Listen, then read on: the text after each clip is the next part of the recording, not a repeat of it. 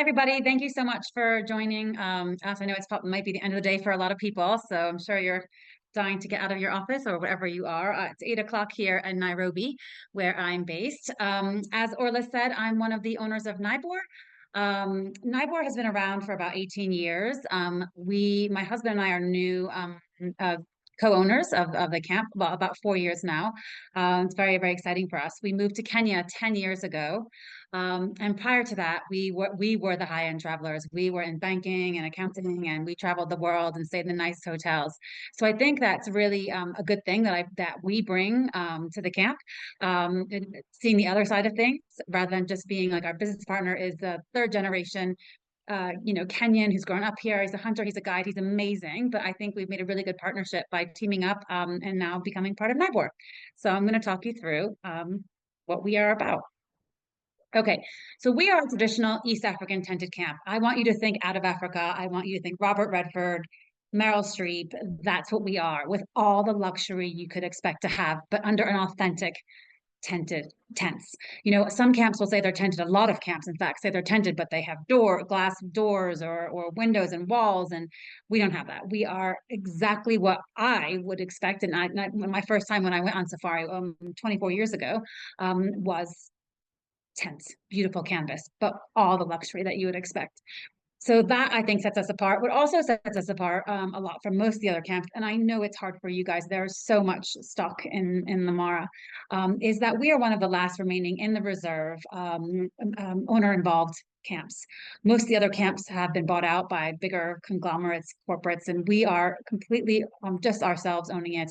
And we are so involved. I'm based in Nairobi, but I am at camp between myself and Nigel, my business partner. We are at camp all the time between the two of us.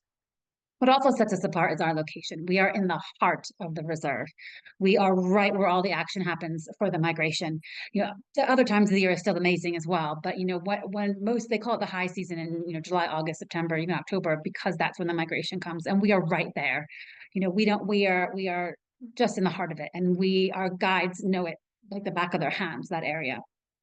Um, we are the main points in this slide are we are super affordable. We're in the best location. And I'll talk about the different levels of accommodation we have as I go forward.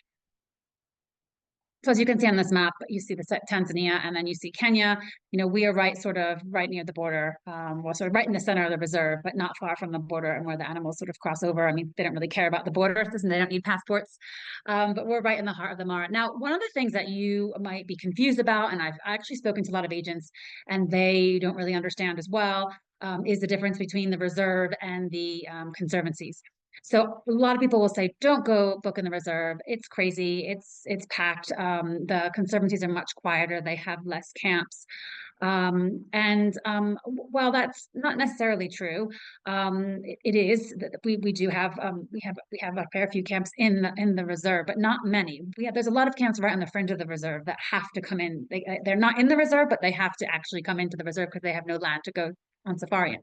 But the conservancies, like for instance, during the high season, when the migration comes, if you're staying at a camp in the conservancy, you have got to drive 2 hours just to get to where the migration is. There's no migration in the conservancies. They don't go that far north. So you're having to have your guests drive 2 hours to get there. Then they sit and wait and see if any action happens, and they've got to drive 2 hours back. We're right there. We're in the heart of the reserve. I kind of equate it to like Disney. When you stay in the park at Disney World, you get an extra time in the morning and the evening when no one else is allowed in, and you have the park to yourself, and it's wonderful. And that is exactly what we are like at Naibor. By the time anyone's coming from the reserve and gets to where we are or where the migration is, we've already been there. We've seen the migration, we've seen the action, and then we're off to maybe have breakfast or go hang out with some cheetahs and leopards and lions all by ourselves because nobody else is interested in them. And I do find also that the increase in park fees, which I know was an initial sting, has really, really helped. I mean, I was absolutely shocked by how much fewer cars there were this summer in the high season due to the increase in the park fees. I had guests and I said, "Oh, how was it? How many cars were there?" And they said, "Oh, there were 20 cars. There were a lot of cars." And I just said, "That's nothing. Last year there was 100 cars." So it's really, really made a big difference in terms of how many cars and how many people are coming in and the quality of the drivers and guides that are coming in. And I just think it is a plus. the increase in the park fees. Also, they've also changed the timing, so you have to be out the park gates by 6 p.m. So in the afternoons, no one from outside the park is in the reserve because they wouldn't have enough time to get out the gate and then get back to their camp. So it really is it made a big difference, and it made it a lot better. Okay, so we are on the bend in the Talek River. We're made up of sort of three sections. We've got Little Naibor. This is all one camp. We've got Little Naibor, which is our family offering, two family suites. Then we have our seven main Naibor tents. And then a little way across the field, off to its own, is kind of our little wilderness camp, which, and I'll talk through every area once I go through the slides. But this is just like an overview to show you that all the tents are on the river, and sort of the messes in the between the Little Naibor and main Naibor. But it is all one whole camp. What's also special about a camp is we are located right on the bend in the river where there's the hippo pool. So people just love sitting and watching. We call it Mara TV, sitting and watching the hippos play and make a lot of noise as they do, and just enjoy watching them frolic without even having to leave the camp. And a lot of times, elephants will come down and join them, as well as crocs. This is our main mess. So that's again right on the corner. And we've got a deck all the way around the outside. We tried to keep it sort of with colors in tone with the nature, sort of our reds and rust with the red soil we have in the Mara, and the greens with the trees and the red, also reds for the Masai. So we've got lots of lovely areas to relax, lots of different areas to relax if there's lots of different groups. It's really lovely to relax on the deck outside, outside the main mess area and watch the hippos. And everyone's free to do that anytime they want, obviously. We have Wi-Fi in all of our public areas, but not in the rooms. There's some views of our deck at night in our mess area. More night views. It is worthwhile knowing we are fully solar. So, in the nighttime, it's only lit by lanterns and candles. We do have power in every room and in the main areas for charging. We've got great Wi-Fi. We have Starlink, but we are solar only. This is our deck. So our deck is used for various different reasons. It's usually too hot in the middle of the day to go on the deck, although we are bringing in some umbrellas. But in the evenings, we've got guests. Sometimes guests stay longer than 3 nights, and they don't want to have to go out. They don't want to go out on a game drive necessarily every day. Maybe they've done a really, really long all day game drive and stayed out for lunch, and they don't want to go out in the evening, so they can enjoy some drinks and bitings for sundowner on the deck with our lovely bartender Sebastian. More deck scenes with Sebastian and some of our bitings. As you can see, you don't have to go very far. This photo is actually taken on my iPhone in April. That is actual real iPhone photo of what the sunsets look like. Not all the time, but sometimes. And it's just stunning to be able to have drinks there. So all of our meals. So breakfast is either a picnic lunch when you're out on a game drive, or it is a hot cooked breakfast in camp on the deck. So the deck in the daytime in the morning is used for breakfast. Maybe on your last morning you will have breakfast in camp and then and head off to go catch your flight. Sometimes people like to go out for a game drive and come back for 9 and have a hot breakfast on the deck as opposed to having a picnic breakfast out in the bush. Lunch is buffet served down by the sort of on the lawn by the river. And dinner is plated. And this is a picture of a huge communal table, but we do not do communal dining. What I like to do is I like to make sure that everybody sits in a different table, has a different experience, ambiance every night. So we try and move everyone around so you don't always sit at the same table. I hate when I go to places and they sort of put you in the same table for all your meals every day, that same place. And we don't do that at all. We try and move it around. Lunch, as I said, is by the river, which is great. Our food is not Michelin star. I don't want it to be, but it is really, really good food that you want to eat done really, really well. We can cater to any dietary restriction or requirement. Anything is possible. We've done it all. We would like advance notice, but we have worked off not getting advance notice, and we can always usually come up with something if we haven't been given advance notice for any dietary requirements. Obviously, we have the obligatory campfire to sit by the campfire at night with Maasai dancers coming around. And one thing that's really nice is on your first night, Lillian, our masseuse, she'll come down and give you a 10-minute neck massage. And everyone loves sitting by the fire, especially after their first sort of game drive. They've been in a car all day and getting that nice massage in front of the fire with a gin and tonic in your hand. It's quite lovely. Okay, so we have 3 different kinds of accommodation. We've got Wilderness, which is our sort of entry-level price point product. Then we've got our main camp, and then we've got our family suites. So main Naibor, again, is made up of 7 tents. There's 5 doubles and 2 twins. This has all just been recently refurbished. As the camp was previously only male owned, and I came in, I made a lot of changes. 100%, sort of a brand new mattresses, brand new Egyptian cotton, best linen, down pillows, as well as hypoallergenic. Put in a lot of touches that weren't there before, such as a desk with mirror and lighting, so you can put on your makeup or moisturizer.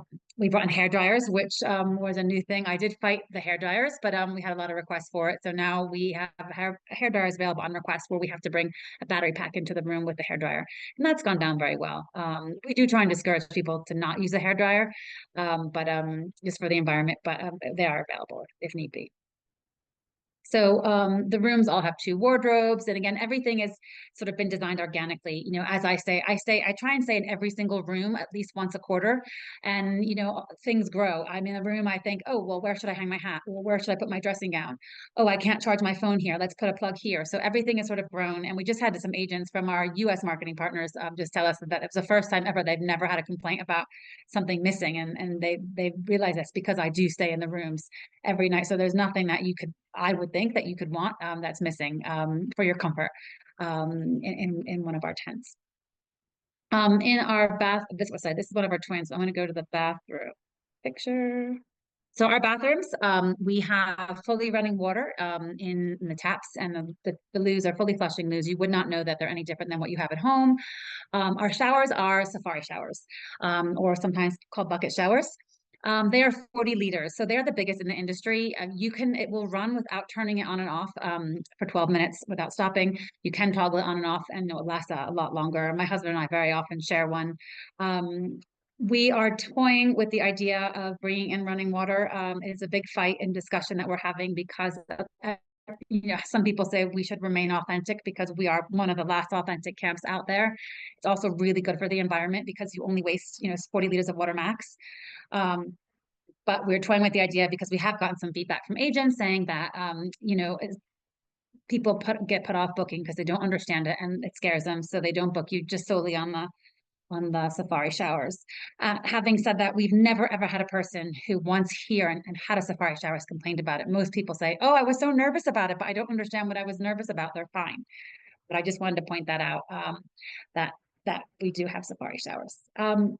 Let me just go back to our twin rooms. So our twin rooms are exactly like our double rooms. I've recently had custom made toppers made and converters made. So all the twin rooms can be combined to a huge emperor size double.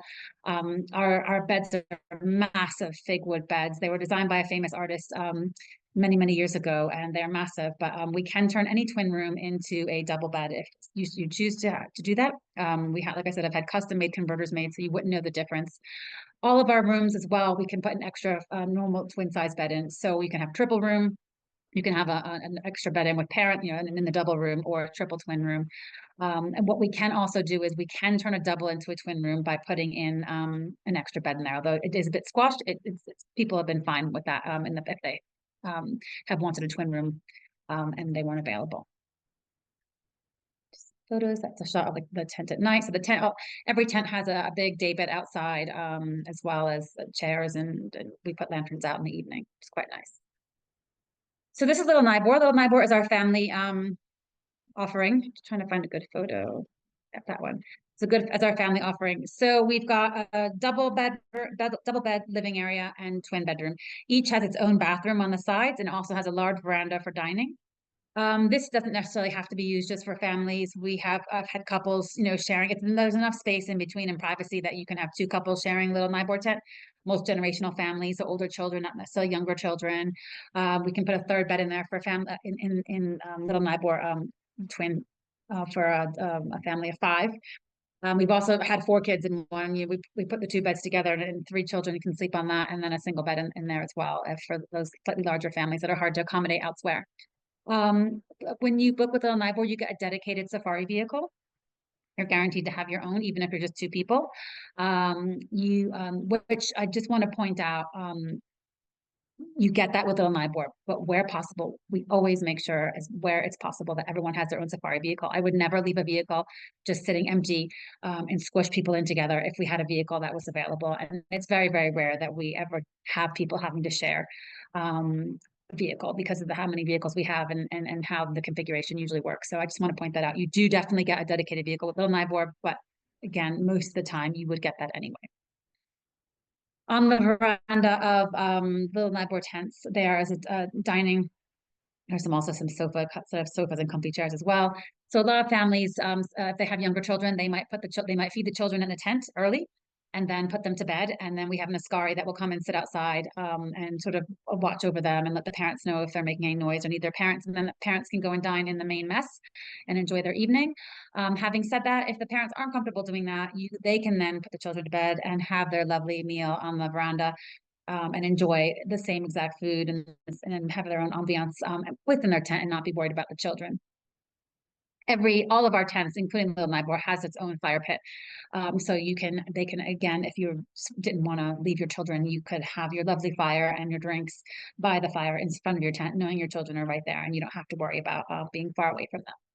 Or you could have a lovely drink by the fire after your children have gone to bed after you've had dinner. So it's up to you. But every tent has a fire pit on the river in front of its tent. We have a spa and lovely Lillian, as I mentioned before. Like she gives her 10-minute teaser massages at the fire, but she's the most amazing masseuse. And we have the spa. We also, which I'm very, very excited about, this literally just went in about a month ago. It's our new gym. I'm super excited. We've never had one before. And I know some people have asked about it and some people want to go running and it's just not safe. We are not a fenced camp. As I said, we are immersed in the wildlife. You will have animals right outside your tent in the evening. That's why you can't leave your tent without an Ascari in the evening. Elephants going right by, hippos, buffaloes. So we don't really, there's nowhere to really run. But so we've got now a manual treadmill and we've got everything, lots of weights and kettlebells and yoga mats and things so you can get that energy out. I know a lot of honeymooners, maybe if they're going on safari, I'm sorry, not safari, if they're going to the beach after safari, they want to keep up that fitness level. So we have that availability now, which is great. Like I said, more pictures to come. But I'm really excited about this new product. Now, we've kind of skipped a bit. Now we're going to Wilderness. So Wilderness is just, like I said, about a 3-minute walk outside of the main camp, and it's its own camp. And you can totally sort of have exclusivity with Wilderness. So it's 3 doubles or 3 twins. We can make any room twin or doubles. The beds aren't as complicated as in the main camp. They're raw iron, sort of more traditional beds. And we can put an extra bed in every room as well. But with this, it's a brand new mess. Everything, the tents, everything is brand new. Every piece of furniture is brand new. And that's sort of our wilderness camp. Now it was designed as an entry-level price point, as a more rustic product because we wanted to make safari a little bit more affordable to some people. And what we found out was it was being underutilized because what would happen is if a couple could only afford wilderness and then they got to camp and there was availability at main, we would always upgrade them. So it was really being underutilized. So we decided to give it a bit of a refurb. We haven't changed the prices. They're still entry level. We are toying with what we do with it going forward. But at the moment for 2025, it's our entry level price product, but you're getting the most amazing product. Again, it can be used exclusive use, or you could have 3 different couples there. That's never happened, but it could happen. We've made different dining areas, all sort of along the grass that you can't see in this photo here. We've only had a few photos taken now because it's just all been redone. So you're not having to dine together if you are different groups, but it's usually exclusive use kind of booked out on its own. But again, it doesn't have to be. And it's got its own fire pit, which I don't have a picture of at the moment, but its own fire pit. It's got its own mess and the 3 tents, as I said. So this is just some more shots of Wilderness. Got its own bar, and we've got Daniel who manages it, and he's just fantastic, taking care of you and any of your needs. This is one of the tents. Again, it's not too dissimilar to our main tents. A little bit more rustic with sort of the wrought iron beds and just a little bit more sort of wild. But this is one of our wilderness tents. They're all exactly the same. Again, 3 that I set up as a double, not quite as big as the beds in Maine.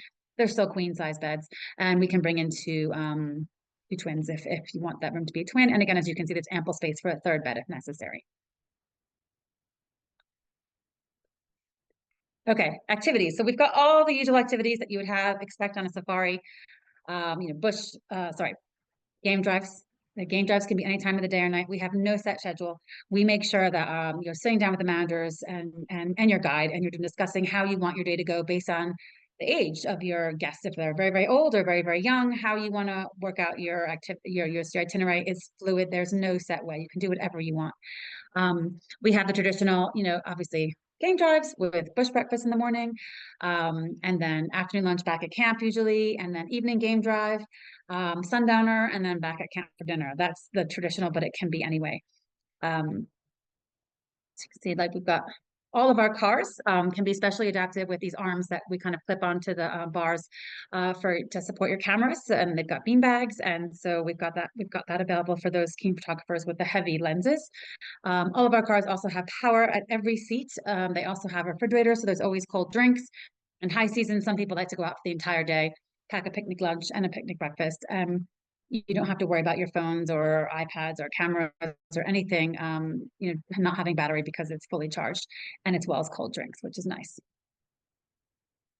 We've got excellent viewing where we are. Our guides know the area like the back of their hands. Most of our staff have been with us since the beginning of the camp.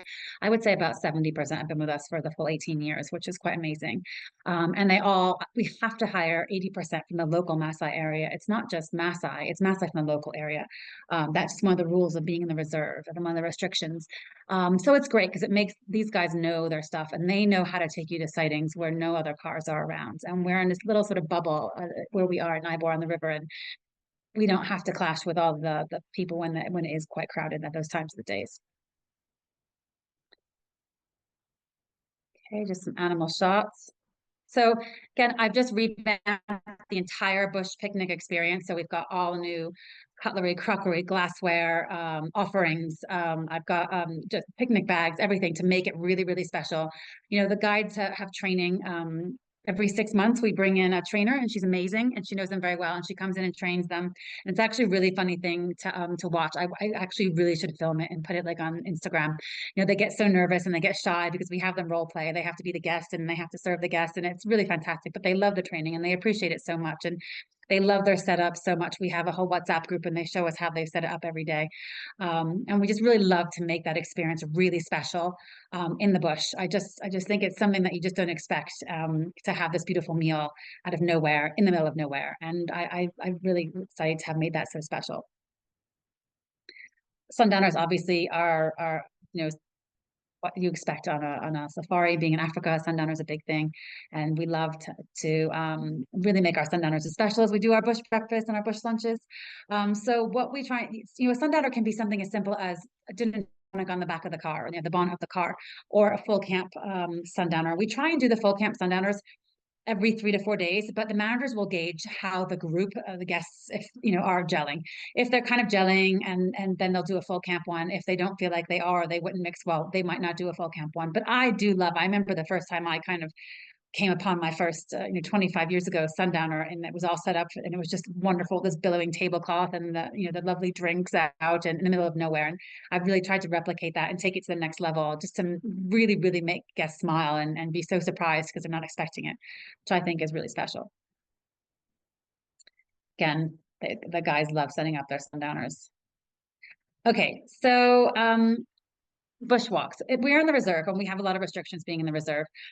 We can't go on walking safaris in the reserve, but we have an agreement with a nearby conservancy where you can go on walking safaris with an armed ranger, and that's only I think it's like $40 extra because we have to pay for the armed rangers.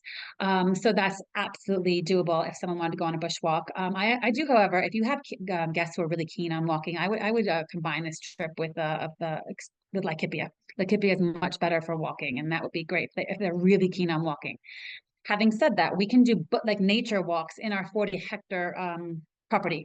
So that's Joel there with my daughter and her friend, and there's so many birds on our property, and the children love, and adults love, looking at the footprints and seeing, oh my gosh, this is what was walking through camp last night. And there's a toothbrush tree, and breaking the tree and brushing your teeth. We can do all that on our property, and so there still is opportunity to do some walking, but not just a proper through the bush walk as you would if you were somewhere else. Like I said, like Hippie is much better for that. Again, we are very, very family friendly. I've actually recently for 2025 reduced the rates. I just made it simple. I've tried to make everything simple. So under 18s, 50%. Like that's it. So there's no sort of staggered this, and I'm not counting a 13-year-old as an adult. So I really, really wanted to make it family friendly to encourage families to come. The safari is a great family experience. We've been going on safari with our children since my daughter was 3. It's a great experience. Now, people ask, what is our minimum age?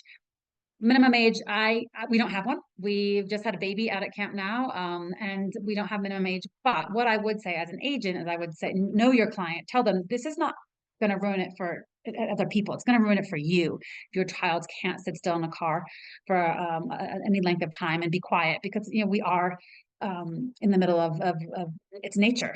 We can't control them. Our camp is not fenced. The children need to know they have to behave and be safe. So it's just knowing your client and knowing your children, but it is such a family friendly, and we are very family friendly. Um, Children love going on safari. They love doing the village visits, and the Maasai are really great with children. So lots of activities that we have for children, learning how to make fire, learning how to make bows and arrows. We bring beaders in to come and bead with the girls and boys and the adults. The adults love it. They find it cathartic. We've got lots of games at camp. So lots of things to keep kids entertained in between safaris. Some activities. Okay, we talked about that, talked about location. Okay. So a couple of things I'd like you to know about us. One thing is we've kept everything simple. Our high, we don't have sort of different seasons. We have a high season and a low season. Our high season is very short. It is 15th of July to 15th of September, and then the 2 weeks over Christmas. We have 4 for 3 special going year round. One of the secret times I would say is a great time to come to Naibor because we have 4 for 3 special year round, and our high season finishes 15th of September, is 16th of September. Through the end of October, you still have a very high chance of seeing the migration there. It's low season rates, which takes a little bit of the sting out of the higher park fees. Also, June is a great time. I don't know if I have anyone from America on, but June to the 15th of July is a great time because the Americans are out of school, the British and the Europeans are still in school. So it's a great time to come. It's our low season. It's a low season park fees.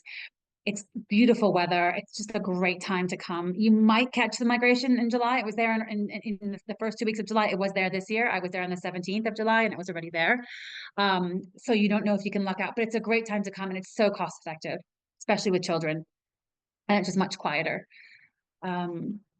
One other thing to mention is we're 40 minutes from the nearest airstrip, which is great. You don't have to, sorry, actually no, sorry, it's 20 minutes. Sorry, I'm reading that when I should not be reading it. I should just talk what I know.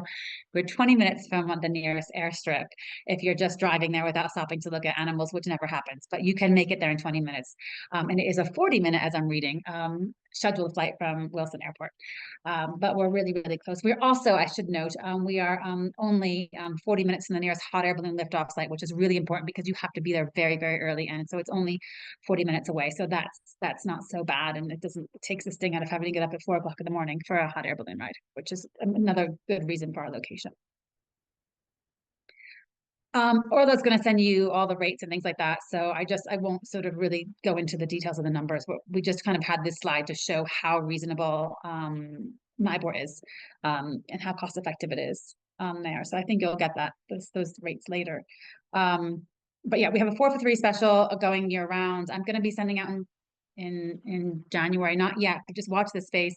A special, a 3 for 2 special in March, April, and May. But I will send that out, and then Orla will make sure everyone gets that.